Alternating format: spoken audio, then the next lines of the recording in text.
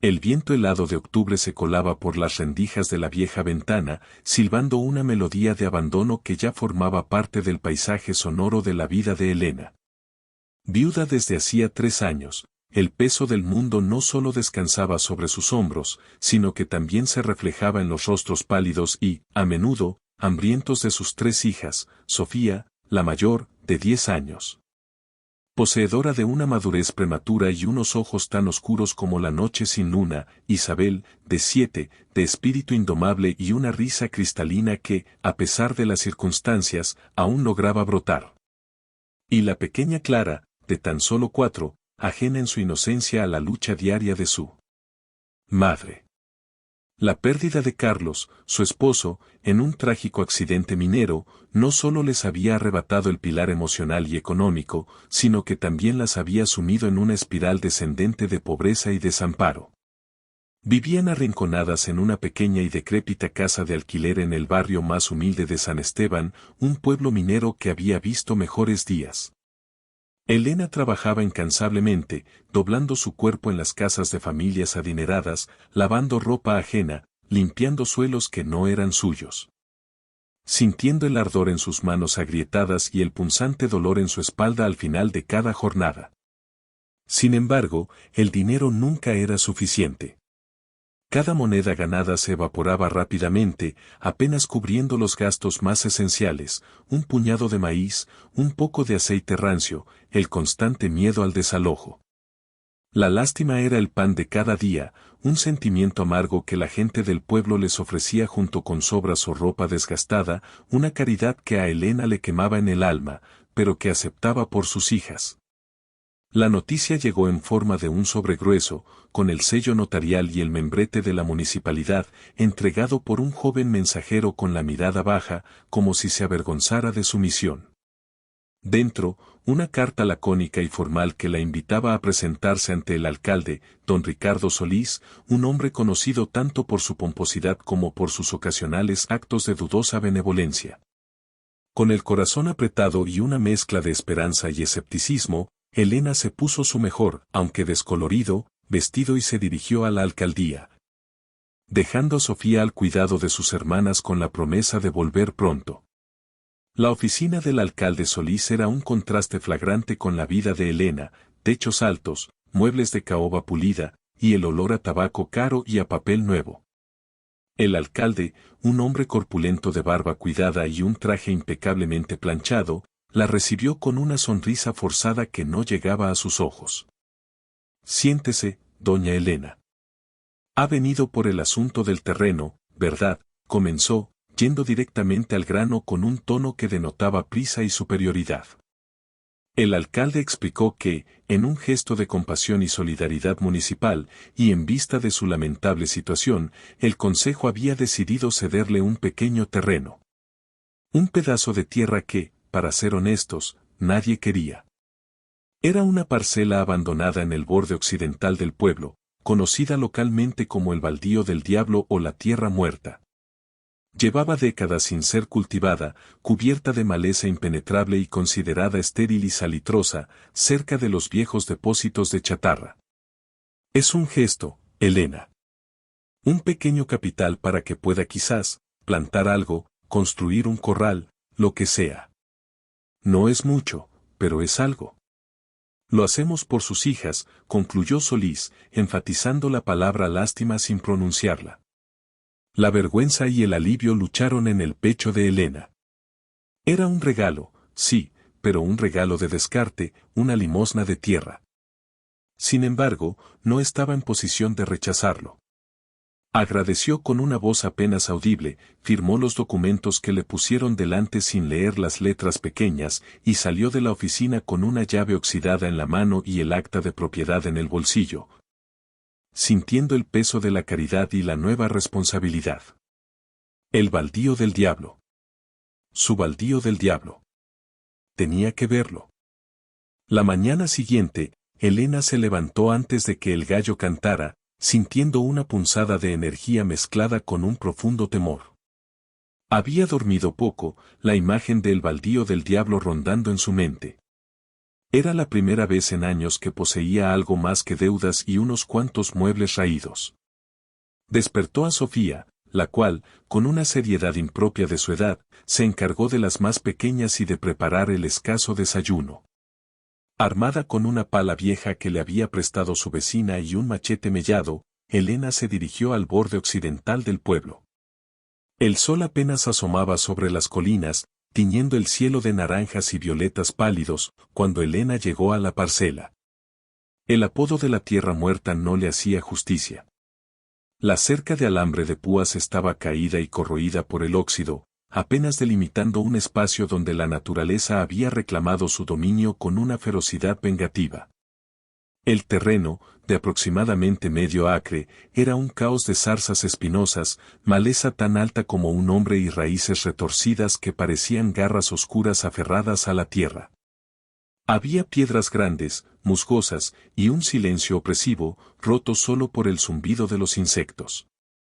El aire era denso, pesado, con un olor a tierra húmeda y, extrañamente, a algo metálico y oxidado proveniente del lindero con los depósitos de chatarra. Durante las primeras horas, Elena luchó. Cada golpe de machete era una batalla contra la maleza indomable. Las espinas le rasgaban la ropa y la piel, el sol, al subir, la castigaba sin piedad. El trabajo era extenuante, y pronto el sudor le empapó la frente y la ropa. Se sentía desanimada, preguntándose si el alcalde Solís no se había burlado de ella al entregarle un problema insuperable en lugar de una ayuda. Esta tierra no parecía apta ni para pasto, mucho menos para plantar las verduras que soñaba cultivar para alimentar a sus hijas. Alrededor del mediodía, agotada y al borde de las lágrimas, se detuvo bajo un único árbol seco y retorcido que se alzaba en el centro de la parcela, el único vestigio de vida arbórea. Se sentó a la sombra magra, bebiendo el agua tibia de su cantimplora y mirando el insignificante progreso que había hecho. Decidió empezar a limpiar alrededor del tronco seco, quitando las raíces que lo estrangulaban, casi por un impulso de piedad hacia el árbol moribundo. Mientras cavaba superficialmente con la pala para arrancar una gruesa raíz que serpenteaba cerca de la base, la punta de la herramienta chocó con algo sólido. No era una piedra, el sonido era sordo, metálico. Intrigada, y con una repentina inyección de adrenalina que disipó su fatiga, Elena comenzó a cavar con más ahínco. La tierra estaba suelta en ese punto, como si hubiera sido removida hacía mucho tiempo. Poco a poco, la forma se fue revelando. Era una caja. No una caja de madera, sino un arcón pesado, hecho de metal oscuro, probablemente hierro fundido, cubierto por una capa gruesa de óxido que lo hacía parecer una roca olvidada. Estaba cerrado con un candado antiguo y macizo, igualmente corroído. El corazón de Elena comenzó a latir con una fuerza salvaje. La incredulidad se mezcló con una excitación febril. ¿Qué hacía un arcón enterrado en este terreno abandonado? ¿Contendría objetos sin valor, simples herramientas viejas, o algo más significativo? La idea de desenterrar un tesoro era absurda, una fantasía de cuentos infantiles, pero la realidad de la caja bajo sus manos era innegable. Luchó con la tierra y las raíces restantes hasta que el arcón estuvo completamente libre. Era más grande de lo que parecía, pesado y difícil de mover. El candado, sin embargo, se reveló como el verdadero obstáculo. Intentó golpearlo, forzarlo, incluso buscar algún mecanismo oculto, pero el óxido lo había fusionado al metal. Regresó a casa con el sol cayendo, agotada, cubierta de barro y rasguños, pero con un brillo renovado y secreto en los ojos. No habló del hallazgo a sus hijas, protegiendo el misterio como un pájaro protege su nido. Solo les dijo que la tierra era difícil, pero que valía la pena el esfuerzo. Esa noche, mientras sus hijas dormían, Elena no podía conciliar el sueño. Pensaba en el arcón, en el peso de lo desconocido. Necesitaba abrirlo. Recordó haber visto un pico y un par de cizallas en el cobertizo de un viejo carpintero al que ocasionalmente ayudaba. Tendría que ir mañana de nuevo, pero esta vez no solo para limpiar la maleza, sino para desenterrar el secreto que la tierra muerta había guardado por tanto tiempo. El terreno, que había recibido por lástima, ahora la llamaba con una promesa silenciosa y tentadora. La anticipación le había robado a Elena hasta el último vestigio de sueño. Al amanecer, dejó a sus hijas al cuidado de la señora Carmen, una anciana vecina de buen corazón, y se dirigió a la carpintería del señor Efrén, un hombre de pocas palabras que la conocía bien. Con un pretexto de necesitar herramientas para limpiar un viejo patio, Elena obtuvo prestado un par de pesadas cizallas de corte y un pico robusto, prometiendo devolverlos al final del día. Su corazón latía con la velocidad de un colibrí mientras caminaba de regreso al terreno, sintiendo el peso de las herramientas y el de su propia expectación. Cuando llegó al baldío del diablo, se apresuró al lugar bajo el árbol seco. El arcón de hierro, semicubierto por la tierra que había vuelto a caer sobre él, la esperaba como una promesa sombría. Miró a su alrededor con cautela. Aunque la zona era desolada, colindante con el sector de chatarra, el miedo a ser vista y a que le arrebataran su descubrimiento la impulsó a actuar rápidamente. La sensación no era de estar cometiendo un crimen, sino de proteger una propiedad que le pertenecía por derecho de hallazgo y, sobre todo, por necesidad. Las cizallas eran pesadas y difíciles de manejar, pero la adrenalina le proporcionaba una fuerza inusitada. El candado, a pesar de su apariencia robusta y el tiempo transcurrido, se dio con un crujido metálico doloroso, resultado de años de oxidación y la presión de las fuertes cuchillas. El sonido resonó brevemente en el silencio del campo. Elena jadeó y, temblando, dejó caer las cizallas. Con las manos sucias y temblorosas, levantó la pesada tapa del arcón. El chirrido del metal viejo y oxidado al abrirse fue casi un grito. Al principio, una decepción amarga la inundó. El interior no estaba lleno de joyas o monedas de oro brillante, sino de objetos envueltos en lo que parecían ser trozos de tela gruesa y antigua. Había un olor a moho, a humedad y a tierra concentrada. Con un suspiro de resignación, pero impulsada por la curiosidad, Elena retiró la primera envoltura. Era un paño de lino amarillento. Al desenrollarlo, un destello la obligó a entrecerrar los ojos, incluso en la penumbra del interior del cofre. Lo que sostenía era un manojo de utensilios finos, varios instrumentos de bronce pulido y algo que parecía ser una brújula de metal intrincadamente grabada, que no apuntaba al norte, sino que parecía tener marcas celestes. No eran herramientas de agricultura, ni de minería. Parecían instrumentos de topografía antigua o quizás, para su mente poco educada, meros adornos sin valor. Continuó revisando.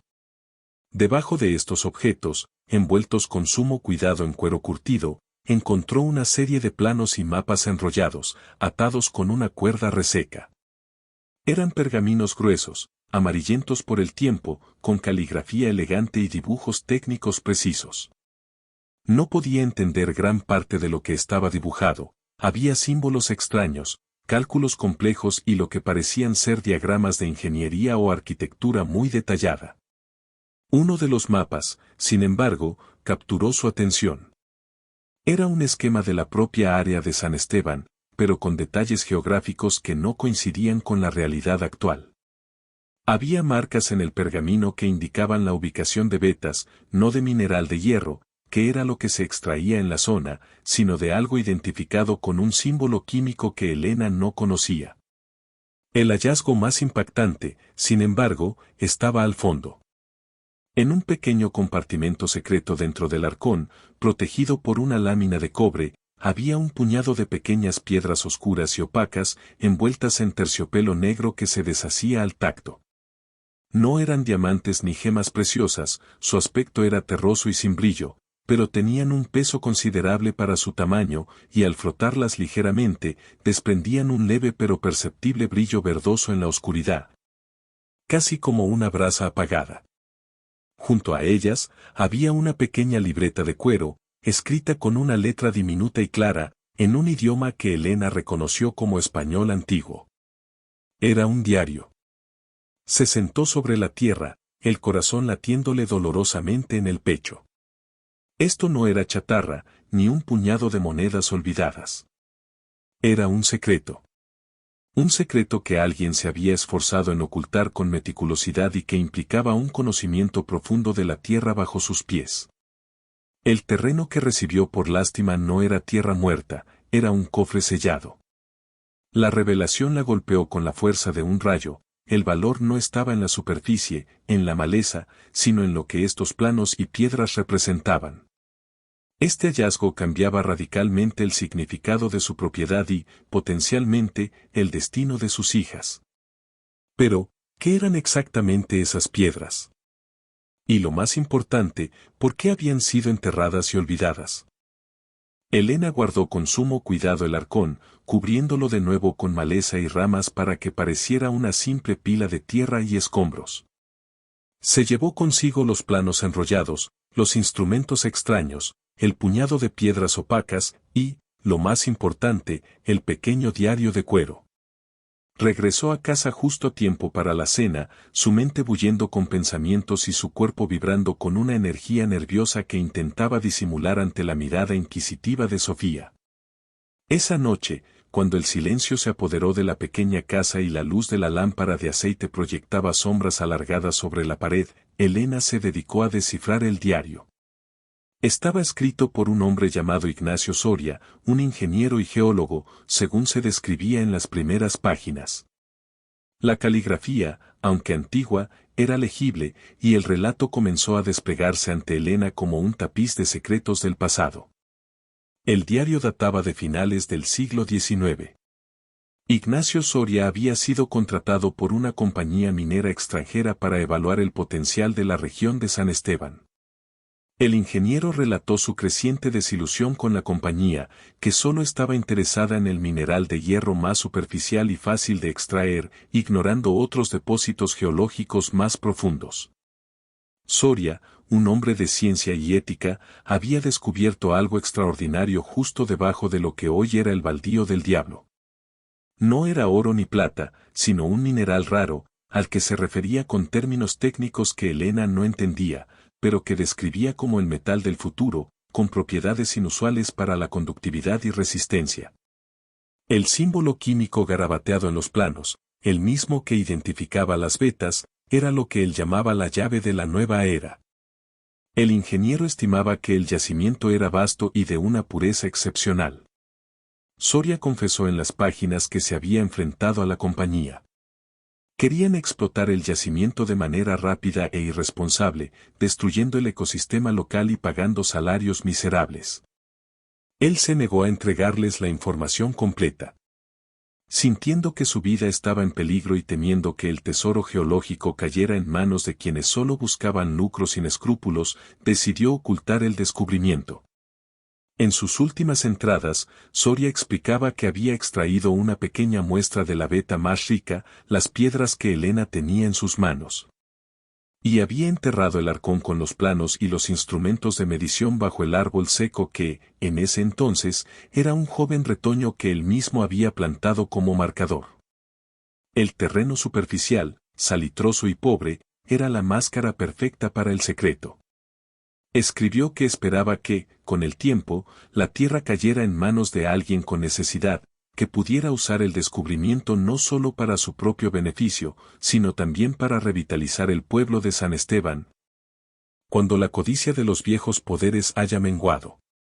La última entrada era una despedida melancólica, dejando el legado a la suerte y al tiempo.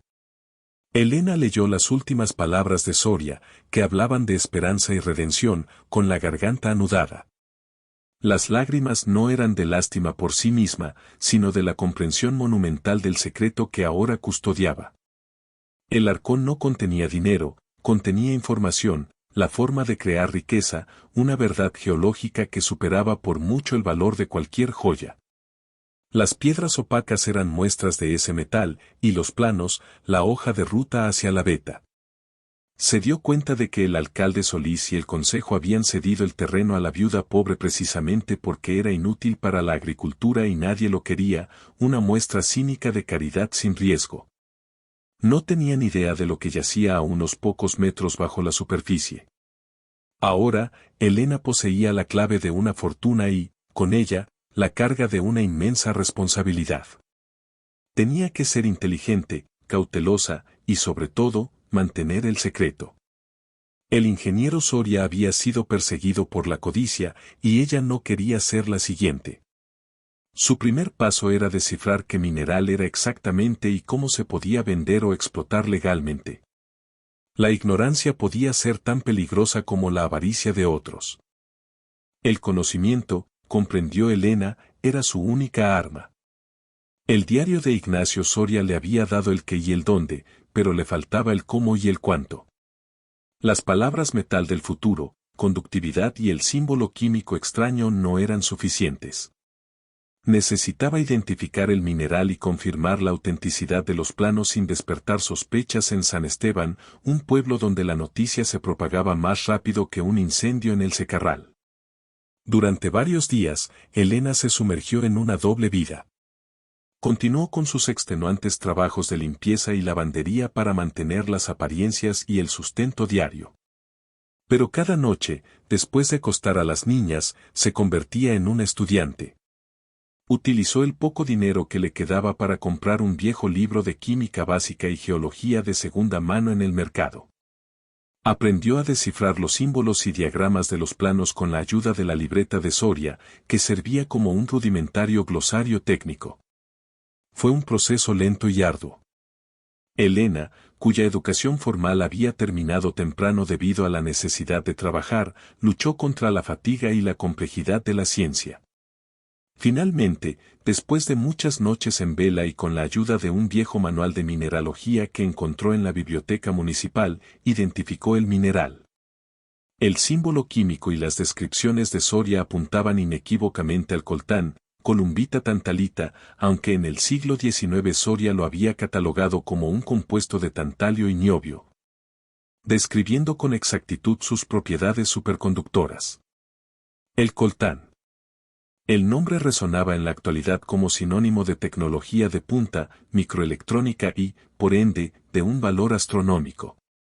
La ironía era brutal, la tierra muerta que nadie quería contenía un mineral que era la base de la vida moderna, teléfonos móviles, ordenadores, satélites.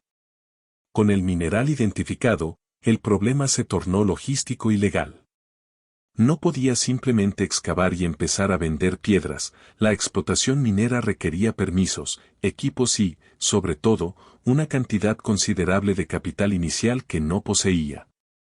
Además, si revelaba el hallazgo, el gobierno local o, peor aún, la antigua compañía minera a la que Soria se había enfrentado, reclamarían la propiedad. Citando derechos de subsuelo o arguyendo que Elena había ocultado el descubrimiento. Sabía que Solís, al enterarse, revocaría la cesión del terreno o la intimidaría hasta obligarla a ceder. Elena tomó una decisión valiente y riesgosa. Necesitaba una confirmación independiente del valor del mineral, lejos de San Esteban. Empacó una de las muestras más pesadas de coltán, los planos de Soria y el pequeño cuaderno de instrumentos, y anunció a sus hijas que viajaría por unos días a la capital, a unas 6 horas en autobús, con el pretexto de buscar un trabajo mejor remunerado. El viaje fue aterrador y agotador. En la capital, Elena se sintió insignificante entre el bullicio y la opulencia. Gracias a un contacto indirecto que consiguió en la estación de autobuses, un exminero jubilado, logró encontrar la dirección de un laboratorio geológico privado de reputación en las afueras de la ciudad. Un lugar discreto que se especializaba en análisis de minerales. La recepcionista del laboratorio la miró con recelo, viendo a una mujer humilde con las manos aún ásperas de la lejía. Pero Elena mantuvo la compostura. Entregó la muestra y solicitó un análisis de composición, pagando la tarifa de urgencia con los últimos billetes que había ahorrado. El geólogo que la atendió, un hombre joven y serio llamado Dr. Ramiro, mostró al principio un desinterés cortés. 2 días después, Elena regresó al laboratorio. El rostro del doctor Ramiro había cambiado por completo. La miró con una mezcla de incredulidad, asombro y profesionalismo. Señora Elena, comenzó el doctor, su voz tensa. El análisis es extraordinario. La muestra que nos trajo es tantalita pura con trazas de niobio de una calidad y concentración que no se ve en esta parte del continente. Esto es coltán de la beta primaria. Si la concentración en su terreno es la que indica el estudio, no está sentada sobre un depósito, sino sobre una mina de valor incalculable. El doctor Ramiro, intrigado por el origen de la muestra, le preguntó cómo la había obtenido y si poseía los derechos de explotación. Elena sonrió con calma, manteniendo la fachada de la viuda ingenua. Es un pequeño terreno que me cedieron, doctor. Parece que lo que a algunos les parece tierra muerta, para otros es la vida. Pero no tengo capital ni el conocimiento para hacer algo con esto. El geólogo se ofreció inmediatamente a comprar la muestra y a ponerla en contacto con inversores, pero Elena se negó cortésmente. Su conversación con el doctor Ramiro le dio lo que necesitaba, la confirmación absoluta y el valor real de su herencia. El precio de la tonelada de ese mineral haría que la pequeña propiedad valiera más que el pueblo entero. Ahora, con la certeza científica, Elena regresó a San Esteban. Su lucha había cambiado, ya no era por la supervivencia, sino por la estrategia. Debía transformar el conocimiento en poder. El tiempo era el enemigo de Elena. A pesar de los esfuerzos de don Elías, el proceso de obtener la concesión minera a gran escala tomaría meses, tiempo que el alcalde Solís, cada vez más sospechoso y resentido por la falta de información de su espía, no le daría. Solís intentó presionar legalmente, utilizando regulaciones municipales obsoletas para intentar confiscar el terreno, alegando riesgo de desarrollo urbano incontrolado. Elena, sin embargo, estaba preparada. Siguiendo el consejo de don Elías y la urgencia de la situación, tomó una decisión que cambiaría para siempre el destino de San Esteban. No buscaría la explotación privada y secreta que le daría riqueza individual, sino que honraría el espíritu del legado de Ignacio Soria, usar el hallazgo para revitalizar el pueblo. Utilizando los pequeños ahorros y la ayuda financiera del doctor Ramiro, el geólogo de la capital, quien, asombrado por la integridad de Elena, se había convertido en un inversor minoritario discreto. Elena puso en marcha la siguiente fase de su plan. Contrató a más mineros locales, bajo la misma fachada de preparación agrícola profunda, y comenzó a excavar un pozo de muestreo de tamaño industrial en la ubicación precisa marcada en los planos de Soria. El día clave llegó cuando Elena, protegida por don Elías y un pequeño equipo de seguridad privada, convocó a una reunión de emergencia en la plaza del pueblo. El alcalde Solís, furioso, intentó detenerla, pero la presencia de los mineros y la creciente curiosidad de los habitantes lo obligaron a retroceder. Ante una multitud escéptica, Elena se paró en un improvisado estrado. En lugar de hablar de pobreza y lástima, habló de futuro y dignidad. Explicó cómo la habían forzado a aceptar tierra muerta y cómo, con esfuerzo y la guía de un secreto enterrado por más de un siglo, había descubierto la verdad. San Esteban, declaró con una voz clara y fuerte, no está muriendo de pobreza. Está sentado sobre una fortuna. Los antiguos dueños de las minas, y quizás algunos actuales, han querido que crean que solo somos un pueblo de hierro agotado. Pero esta tierra, la que me dieron por lástima, esconde el metal del futuro. En ese momento, sus mineros llegaron con una carretilla llena de rocas oscuras, las primeras muestras de la beta primaria. Elena distribuyó pequeños folletos que había preparado con don Elías, detallando el valor del coltán y el informe del laboratorio. No voy a vender esta tierra a las grandes corporaciones para que nos exploten como lo hicieron con el hierro, continuó. Con el apoyo de un grupo de geólogos y la ayuda de don Elías, he fundado una cooperativa minera. La Cooperativa Minera San Esteban. El terreno es mío, la información es mía, y la riqueza que saquemos de esta beta será compartida para construir un nuevo futuro para nuestros hijos, mejores escuelas, un hospital y empleos dignos con salarios justos. La reacción fue explosiva. Primero, un silencio atónito, luego un murmullo creciente, que se transformó en una ovación. El pueblo, cansado de la miseria y el abandono, vio en Elena no solo a una viuda afortunada, sino a su inesperada salvadora. El alcalde Solís intentó intervenir, gritando sobre la ilegalidad de la explotación, pero su voz fue ahogada por la multitud. La gente de San Esteban, armada con la verdad y la promesa de un futuro mejor, se había puesto del lado de Elena. En las semanas siguientes, la noticia del milagro del baldío se extendió por todo el país. La presión mediática y la acción legal bien ejecutada por don Elías aseguraron la protección de la cooperativa. Solís fue investigado por sus intentos de fraude y coacción y pronto se vio obligado a dimitir. Elena, la mujer que había recibido un terreno abandonado por lástima, se convirtió en la presidenta de la cooperativa minera San Esteban. La antigua tierra muerta se transformó en la columna vertebral de un pueblo renacido. Sus 3 hijas, Sofía, Isabel y Clara, crecieron en un San Esteban donde la dignidad había reemplazado a la lástima y donde la educación y la salud eran prioridades. Elena nunca olvidó sus días de miseria.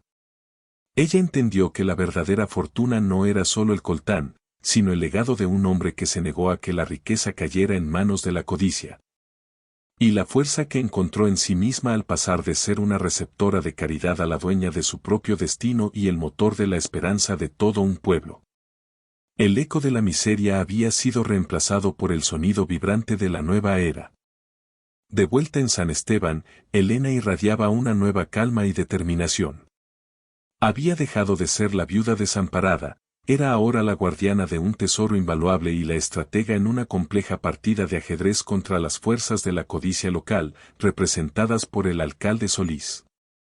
Lo primero que hizo fue visitar al único abogado honesto y discreto del pueblo, don Elías Benítez, un hombre mayor y respetado que había sido amigo de su difunto esposo. En el anonimato de su pequeña oficina, Elena le mostró el acta de propiedad del terreno.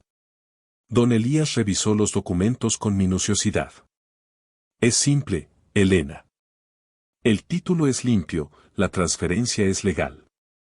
La superficie es suya, y por ley, también lo es todo lo que se encuentre en el subsuelo, siempre y cuando sea para uso personal y no para explotación a gran escala. Para eso necesitaría una concesión minera del Estado. Elena le mostró entonces los planos de Soria, las muestras de coltán y el informe del laboratorio de la capital. La reacción de don Elías fue de incredulidad seguida de un silencio atónito. Dios mío, Elena. Esto es dinamita. El abogado comprendió de inmediato la magnitud del hallazgo y el peligro que representaba si caía en manos equivocadas, especialmente las del alcalde Solís, que tenía intereses turbios en la minería local. Juntos trazaron una estrategia de contención y ataque legal. El plan era sencillo pero arriesgado, asegurar la posesión y preparar una defensa antes de que el secreto saliera a la luz.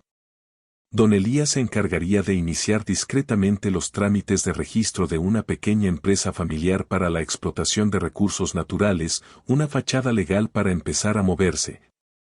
Mientras Elena comenzaba una limpieza en el terreno que, en realidad, era la preparación para el inicio de una excavación superficial y controlada. Elena contrató a 2 mineros de confianza de su esposo, hombres rudos pero leales, con el pretexto de que necesitaba preparar el terreno para un gran invernadero y un pozo profundo. Les pagó el doble del salario local, con la promesa de una bonificación si se mantenían discretos. La excusa del invernadero y el pozo era creíble, dado que el terreno era conocido por ser estéril. El movimiento de tierras no pasó inadvertido. A los pocos días, la noticia del inusual esfuerzo de Elena llegó a oídos del alcalde Ricardo Solís, quien se presentó personalmente en el Baldío del Diablo, con su habitual aire de superioridad, para inspeccionar. Doña Elena, vociferó Solís, con las manos entrelazadas a su espalda y una sonrisa condescendiente, me han informado que está gastando sus pocos recursos en esta tierra infructuosa. ¿Un invernadero? Es un esfuerzo noble, pero ingenuo. ¿Por qué cavar tan profundo? ¿Busca petróleo? Su tono era de burla. Elena, que había anticipado la visita, lo enfrentó con una dignidad recién descubierta. Alcalde Solís, respondió con voz firme, sin levantar la mirada de la pala. Usted mismo me cedió esta tierra por lástima. Yo la estoy usando. El pozo es necesario porque el agua superficial aquí es salobre y necesito agua para mis hijas y mi proyecto agrícola, punto. Hizo una pausa dramática. He encontrado algunas rocas extrañas mientras cavaba, pero nada de valor, solo escoria vieja de la chatarra. Sin embargo, la visita de Solís no fue casual. Su interés no era la lástima, había escuchado rumores de que los viejos mapas de la compañía minera de Soria, que indicaban la supuesta esterilidad del terreno, eran defectuosos. Él había enviado a su propio agente para investigar la zona de manera sutil. Esa noche, el agente de Solís, un hombre llamado Pedro, intentó colarse en el terreno de Elena para buscar lo que ella había estado desenterrando. Pero Elena y sus dos mineros, que dormían discretamente en un pequeño cobertizo que habían levantado, lo estaban esperando. Lo atraparon en la oscuridad. En lugar de entregarlo a la policía, lo que habría levantado alarmas, Elena le ofreció una bolsa con una suma significativa de dinero. Dile al alcalde que no hay nada aquí más que tierra dura y mi esfuerzo, Pedro. Y dile que la viuda está muy agradecida por la tierra que le dio para que pueda mantener a sus hijas. El mensaje era claro, Elena estaba dispuesta a pagar por el silencio y la lealtad. Pedro tomó el dinero, entendiendo que el secreto valía más que su lealtad a Solís. La presión crecía. Elena sabía que no podía contener al alcalde por mucho tiempo. Debía mover la ficha más importante y convertir su propiedad legal en una realidad tangible de explotación, antes de que Solís encontrara una excusa legal o extralegal para arrebatarle lo que ahora era legítimamente suyo. La supervivencia de sus hijas dependía de su audacia para ir un paso más allá en esta peligrosa partida.